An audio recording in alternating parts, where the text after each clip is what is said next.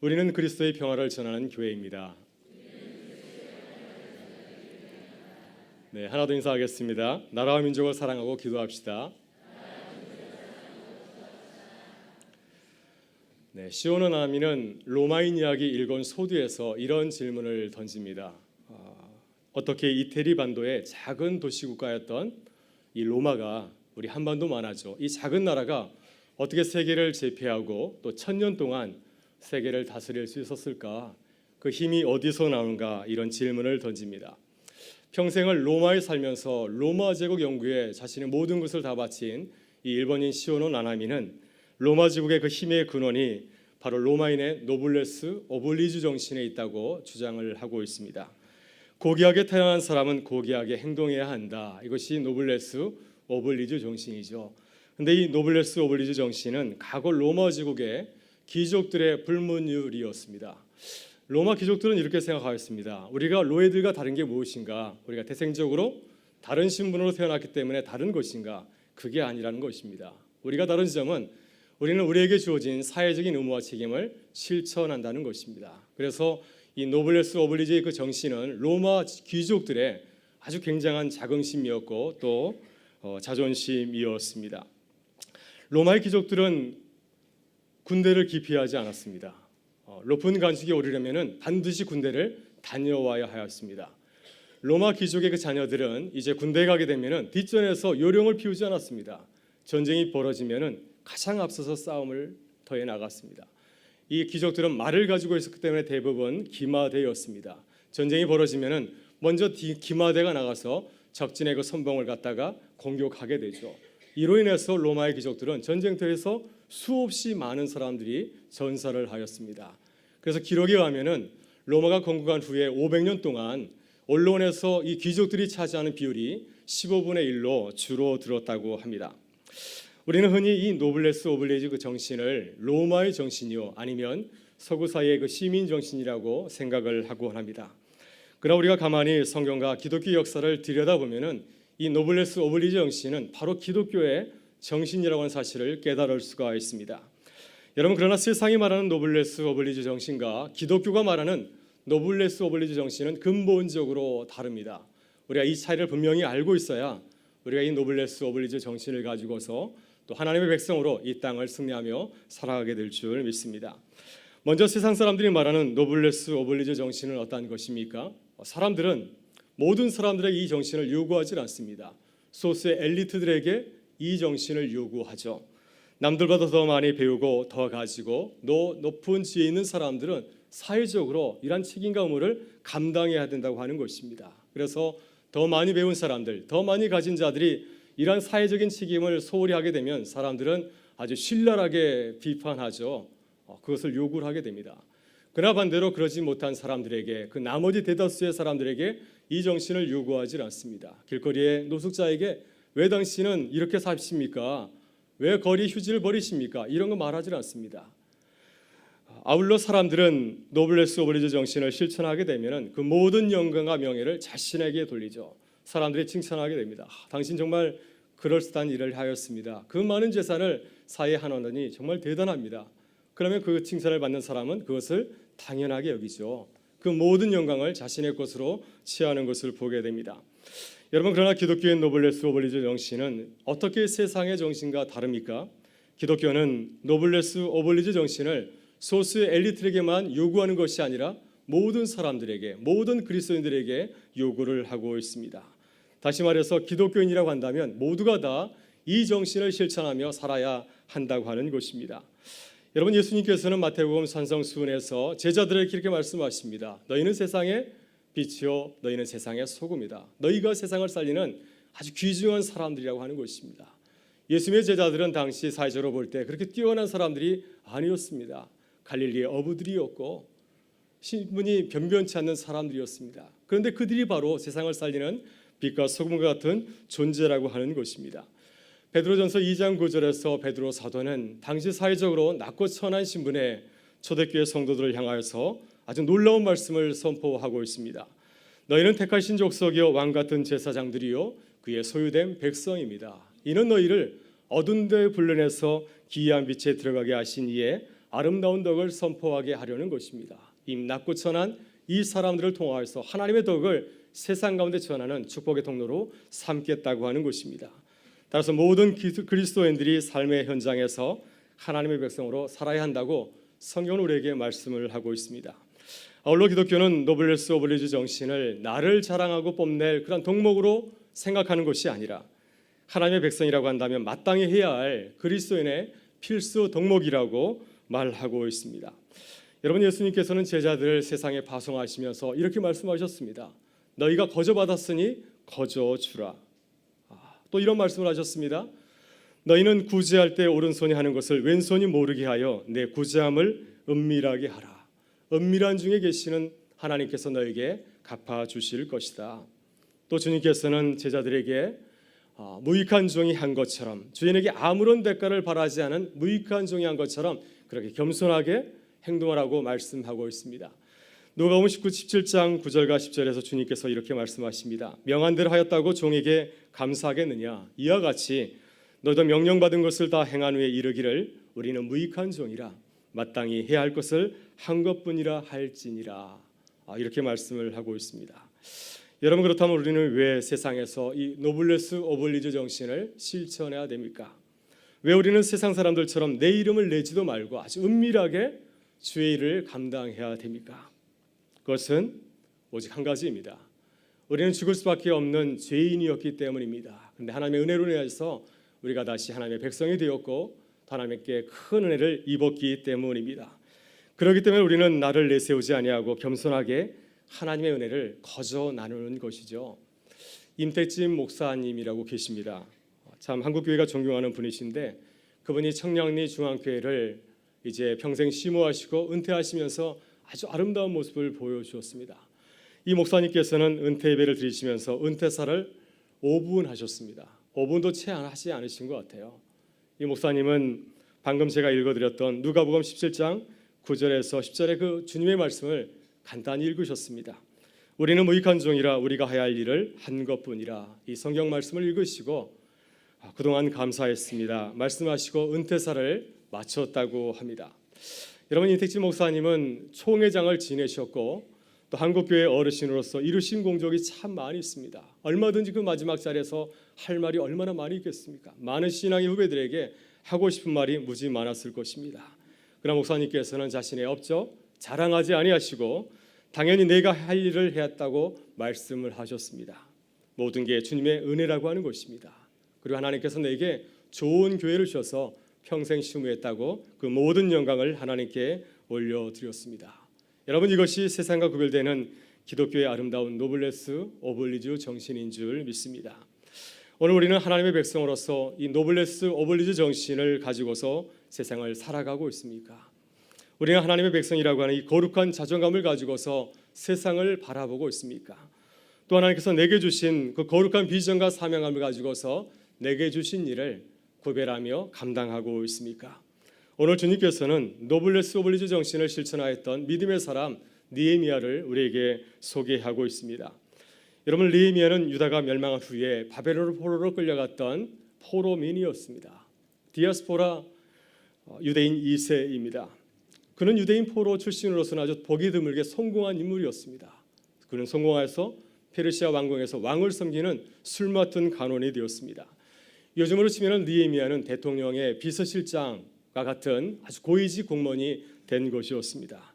따라서 그는 이제 페르시아 왕궁에서 얼마든지 편한 삶을 살며 누리며 살아갈 수가 있습니다. 그러나 그는 세상에서 보장된 성공과 부귀를 쫓지 아니하고 무너진 조국을 다시 일으켜 세우기 위해서 자신의 모든 것을 내어던진 아주 위대한 신앙인이었습니다.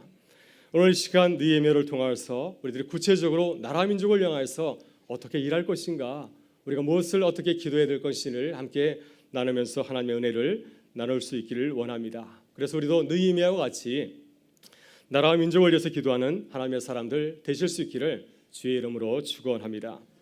첫째, 우리는 눈을 들어서 조국의 현실을 바라보아야 됩니다. 지금 느헤미야는 유대 땅에 있는 것이 아니라 페르시아 왕궁에서 왕을 위하여서 일하고 있습니다. 그는 오랫동안 바벨론 포로 생활을 경험하였습니다. 남의 나라의 포로로 끌려가서 일하였으니 얼마나 수고를 많이 하였겠습니까? 얼마나 고생을 많이 하였을까요? 그러나 그는 열심히 수고하여서 고위직까지 올라가게 되었습니다. 이제 그는 내게 주신 그 은혜를 생각하면서 내가 남은 여생은 편안히 지낼 수 있구나, 이런 생각을 하지 않았을까요? 그런데 바로 그때 느헤미야는 멀리 이역만리에 떨어진 조국의 이야기를 듣게 되었습니다. 자신의 사랑하는 친동생 하나니가 유다를 다녀오게 된 것이었습니다. 유다를 다녀오면서 굉장히 충격적인 소식을 접하게 되었습니다. 느헤미야도 궁금하였습니다. 포로 생활을 하였기 때문에 내 사랑하는 동족들이 고향에 돌아가서 지금 어떻게 살고 있는가 하면서 물어보았더니 지금 조국은 어떤 지경에 있다고 보고를 하였습니까? 우리 같이 한번 읽어보도록 하겠습니다. 3절의 말씀을 같이 한번 읽어보겠습니다. 그들이 내게 이르되 사로잡힘을 면하고 남아있는 자들이 그 지방 거기에서 큰 환난을 당하고 능욕을 받으며 예루살렘 성은 허물어지고 성문들은 불탔다 하는지라. 바벨론 유대인 포로들은 고레상의 칙령으로 인해서 주전 538년경에 다들 예루살렘으로 이제 돌아가기 시작을 하게 되었습니다. 가장 먼저 귀국하였던 지도자 스룹바벨은 학개와 스가랴 선지자의 도움을 통하여서 성전을 재건하는 데 성공을 하게 됩니다. 그러나서 그들은 이제 예루살렘 성벽을 다시 재건하기 시작하죠. 왜냐하면 이 도성이 있어야 이스라엘 백성들이 안전하게 자신들의 공동체를 일으켜 세울 수 있기 때문입니다. 그러나 사마리아를 비롯한 주변 이민족들은 이것을 가만히 내버려 두질 않았습니다. 다시 이스라엘 백성들이 돌아와서 나라를 건설하고 다시 잘 되는 것을 기뻐하지 않아서 적극적으로 반대하였습니다. 그들은 아닥사스다 왕에게 사신을 보내어서 지금 이스라엘 백성들이 반란을 도모하고 있다고, 그 성벽 쌓는 것을 중단하게 달라고 요청을 하여서 그 허락을 받아내게 되었습니다. 그래서 그들은 이제 성문을 불태우고 도성을 약탈하여서 그것을 폐허와 같이 만들고 말았습니다. 그러면서 이제 고향에 돌아온 많은 이주민들, 많은 포로민들이 아주 능욕을 당하면서 환난을 당하면서 살고 있습니다. 그래서 자칫하면은 바벨론 포로 생활에서 귀환한 유대 공동체가 와야 될 수 있는 그런 지경 가운데 놓이게 되었습니다. 바로 이 안타까운 소식을 멀리 페르시아 수상궁에서 이제 느헤미야가 들은 것이었습니다. 여러분, 이것이 느헤미야가 하나님께서 주신 사명의 자리였습니다. 여러분, 오늘 우리도 우리 주변을 가만히 돌아보시죠. 지금 우리나라 민족이 어떤 가운데 있습니까? 또 한국교회는 어떤 지경에 놓여 있습니까? 우리나라는 강대국 미국과 중국과 일본의 틈바구니에 서서 아주 안타까운 외교적인 줄타기를 하고 있습니다. 그 모습이 마치 구원 말에 조선의 모서가 같은 모습을 하고 있습니다. 우리의 반적인 형제인 북한은 날마다 전쟁을 운운하고 또 핵실험을 강행하고 있고 또 미사일을 쏘아대고 있습니다. 지금 우리나라 여야는 늘 싸우고 있지 않습니까? 또 우리 가운데 아주 작은 사건 한 것만 하나만 터져도 국론이 하나 되지 못하고 서로를 비방하고 서로를 헐뜯고 있습니다.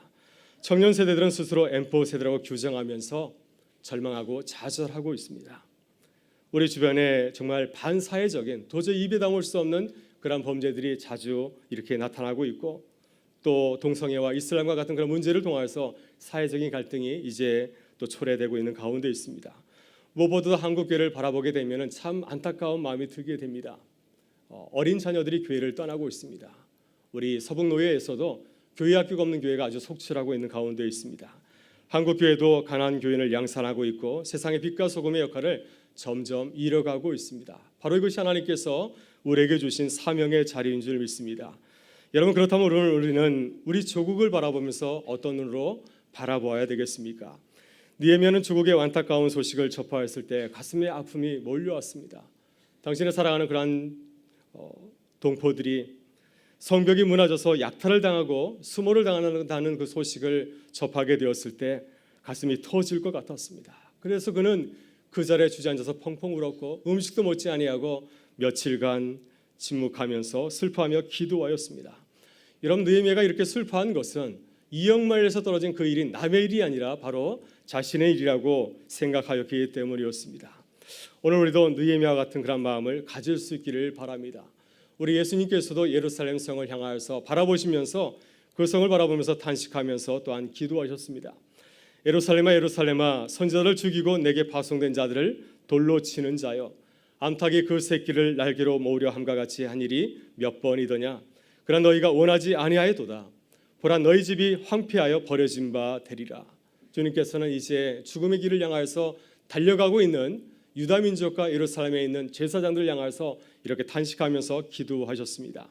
하나님께서 우리의 마음에도 이런 거룩한 부담감을 주실 수 있기를 바랍니다. 무너진 조국의 성벽을 바라보면서 안타까워하면서 탄식하였던 이 느헤미야 심정을 가지고서 우리도 나라 민족을 위해서 탄식하며 기도하며 나갈 수 있기를 주의 이름으로 축원합니다. 여러분, 둘째로 우리는 무너진 조국을 바라보면서 하나님께 기도해야 될 줄 믿습니다. 믿음의 사람 느헤미야는 기도의 사람이었습니다. 이역만리 떨어진 이 느헤미야가 조국을 위해서 할 수 있는 일이 무엇이겠습니까? 그가 무슨 힘으로 조국을 도울 수 있겠습니까? 그가 페르시아의 고위 관리가 되었다고는 하지만 현실적으로 그가 할 수 있는 일 아무것도 없습니다. 그러나 그는 처음부터 포기하고 물러서지 아니하였습니다. 본문 4절과 5절을 보게 되면은 느헤미야는 기도의 사람으로서 기도의 자리로 나간 것을 보게 됩니다. 우리 같이 읽도록 하겠습니다. 4절과 5절의 말씀을 같이 한번 읽어보도록 하겠습니다. 내가 이 말을 듣고 앉아서 울고 수일 동안 슬퍼하며 하늘의 하나님 앞에 금식하며 기도하여 이르되 하늘의 하나님 여호와 크고 두려우신 하나님이여 주를 사랑하고 주의 계명을 지키는 자에게 언약을 지키시며 긍휼을 베푸시는 주여 간구하나이다. 느헤미야는 이 절망적인 자리에서 어떻게 하나님께 기도하였습니까? 먼저 느헤미야는 눈을 들어서 크고 위대하신 하나님을 바라보았습니다. 그는 이렇게 하나님을 부르짖습니다. 하늘의 하나님이여 여호와 크고 두려우신 하나님이여 내가 간구하나이다. 여러분, 우리는 어려운 문제를 만날 때 그 문제를 너무 오랫동안 묵상하는 그러한 경향이 있습니다. 우리가 문제를 깊이 묵상하면은 우리가 일어나는 것이 아니라 오히려 더 스트레스만 들고 더 성질만 나빠지지 않습니까? 우리가 어려운 문제를 만났을 때 문제에 집중하는 것이 아니라 그때 우리의 눈을 들어서 하나님을 묵상해야 될 줄 믿습니다. 하나님을 묵상할 때 우리가 어떻게 이 문제를 극복하고 나갈지를 하나님께서 알려주실 것입니다. 여러분, 느헤미야도 크고 놀라우신 하나님을 기억하였습니다. 내가 섬기고 있는 페르시아의 왕보다도 더 크고 위대하신 하나님을 기억하였습니다. 그래서 우리의 문제보다도 더 크고 놀라우신 하나님, 이 문제를 해결해 줄 수 있는 그 하나님을 바라보면서 간절히 기도하였습니다. 다윗이 골리앗을 바라봤을 때 골리앗을 바라보지 아니하고 골리앗을 이길 수 있는 그 하나님을 바라보면서 몰맷돌을 가지고 나간 것처럼 이 느헤미야는 주님을 바라보면서 나간 곳이었습니다. 여러분, 느헤미야는 또한 하나님의 신실하심과 또한 언약의 말씀을 기억하였습니다. 하나님은 어떤 분이십니까? 주님은 당신의 백성을 사랑하시는 분이십니다. 당신의 말씀을 지키는 자들에게 긍휼을 베푸는 분이신 줄 믿습니다. 여러분, 우리가 왜 매주일마다 이렇게 나와서 예배를 드립니까? 왜 날마다 우리가 주의 말씀을 묵상하며 나아가고 있습니까? 우리가 어려울 때 우리가 당하는 혼란과 어려움을 이기기 위함인 줄 믿습니다. 혹시 우리 가운데 어려움과 혼란 가운데 있는 분이 있으십니까? 하나님의 언약의 말씀을 붙잡고 간절히 기도할 수 있기를 바랍니다. 그리하면 이 언약의 하나님, 또 긍휼의 하나님을 만나서 큰 은혜를 경험하게 될 줄 믿습니다.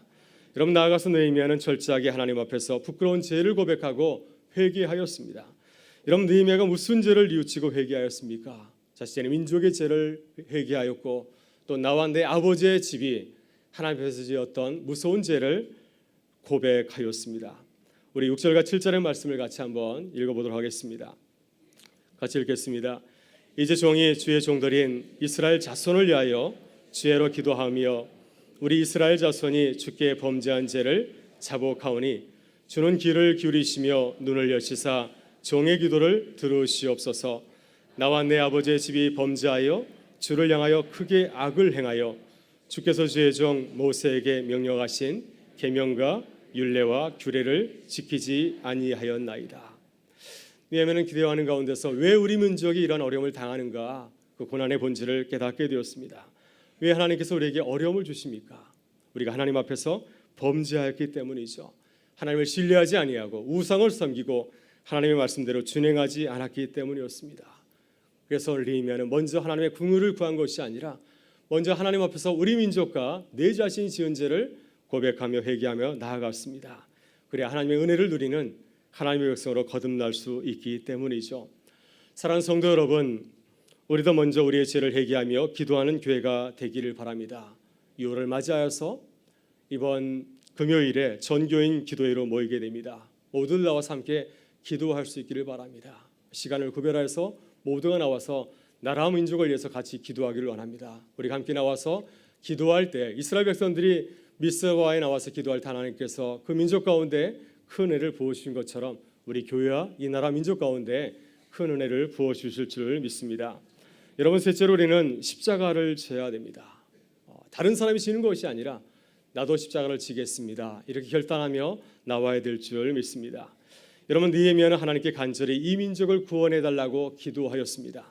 그러나 참으로 놀라운 사실은 느헤미야는 나도 이 일에 참여하겠다고 고백한 것입니다. 나도 지금 유다에서 1000km나 떨어진 페르시아 수상공에 있지만은 나도 이 일에 쓰임을 받겠다고 고백한 것이었습니다. 그가 조국을 위해서 기도한 것도 참 놀라운 일입니다. 그러나 그는 여기서 그친 것이 아니라 이 일을 위해서 나도 참여하겠다고 하는 것입니다. 내가 할 수 있는 일에 한다면 기꺼이 내가 감당할 십자가를 지겠다고 그는 기도하고 있습니다. 여러분, 느헤미야는 에스더와 같은 아름다운 결심을 하고 있습니다. 에스더는 자신의 동정이 멸족을 당할지도 모르는 그런 어려움에 처했을 때 그는 이렇게 기도하며 나아갔습니다. 내가 왕위의 자리를 얻은 것이 이때를 위함이 아닌지 누가 알겠습니까? 내가 내 하녀들과 함께 금식하고 규례를 어기고 왕에게 나아가리니 죽으면 죽으리이다. 느헤미야도 하나님께서 내게 이 놀라운 은혜를 주신 것, 내가 페르시아의 왕궁에서 고위직 공무원이 된 것은 바로 이 땜을 이해한 것이라고 하는 것입니다. 지금 무너진 성벽을 구하는 일과 조금도 무관하지 않다고 그는 생각을 하였습니다. 에스더처럼 내가 성공한 것은 바로 이때를 이해한 것이라고 그는 확신하고 있습니다. 하나님께서 조국을 위해서 나를 사용하시려고 나에게 큰 복을 주셨다고 그는 이렇게 믿고 고백하고 있습니다. 그래서 느헤미야는 11절에서 이렇게 기도하며 나아갑니다. 이 11절의 이 고백이 우리 모두의 고백이 될 수 있기를 바랍니다. 우리 같이 한번 고백하겠습니다. 주여 구하오니 귀를 기울이사 종의 기도와 주의 이름을 경외하기를 기뻐하는 종들의 기도를 들으시고 오늘 종이 형통하여 이 사람 앞에서 은혜를 입게 하옵소서 하였나니 그때 내가 왕의 술 간원이 되었느니라. 느헤미야는 구체적으로 하나님께 기도하였습니다. 하나님, 제가 페르시아 왕궁에서 아닥사스다 왕을 모시고 있습니다. 내가 그 왕에게 은혜를 입게 하여 주시옵소서. 아주 오래전에 요셉이 애굽 왕 바로의 총애를 입어서 애굽의 총리가 되어서 이 민족과 또 자신의 조상들을 구원한 것처럼 나도 아닥사스다 왕의 사랑받는 관리가 되어서 무너진 성벽을 다시 재건하는 이 일에 그게 쓰임받게 하여 주옵소서. 여러분, 느헤미야는 이렇게 구체적으로 기도하였습니다. 그러나 느헤미야가 기도한 이 일은 참으로 어렵고 힘든 일입니다. 자칫하면 느헤미야는 오해를 살 수가 있습니다. 자칫하면 반란을 도모하는 자로 오해받아서 죽임을 당할지도 모릅니다.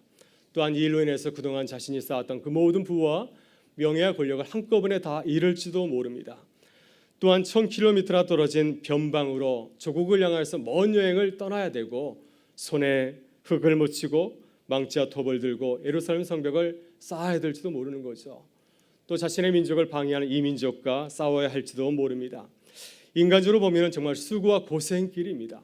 페르시아의 왕궁에 있는 것이 너무나 좋은 일이 아니겠습니까? 그도 페르시아 왕궁에서 편하고 지내고 싶은 그런 마음이 있을 것입니다.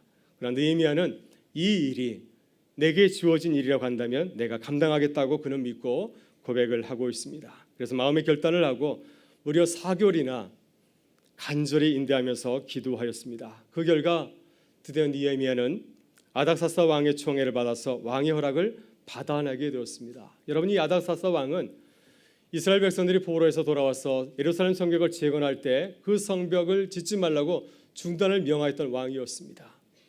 그런데 그 왕에게 다시 공사 허락을 받아낸 것이었습니다. 이렇게 느헤미야가 구체적으로 자신의 사역을 정하고 기도하며 나아갈 때 하나님께서 그를 도우신 것이었습니다. 그래서 느헤미야는 조국 예루살렘에 가서 무릇은 예루살렘 성벽을 다시 재건하고 이스라엘 공동체의 기초를 다시는 아름다운 주님의 사역을 훌륭하게 감당하였습니다. 여러분, 저는 우리 교회가 느헤미야처럼 나라와 민족을 위해서 기도하기를 원합니다. 하나님, 무너진 예루살렘 성벽 같은 이 나라와 민족을 위해서 우리가 할 수 있는 일이 무엇이겠습니까? 우리가 할 수 있는 일이 무엇이겠습니까? 지난 60년의 역사 가운데서 하나님께서 우리에게 큰 은혜를 보이셔서 이만큼 성장하고 부흥하게 하셨는데 우리가 무엇으로 주님의 은혜에 보답할 수 있겠습니까?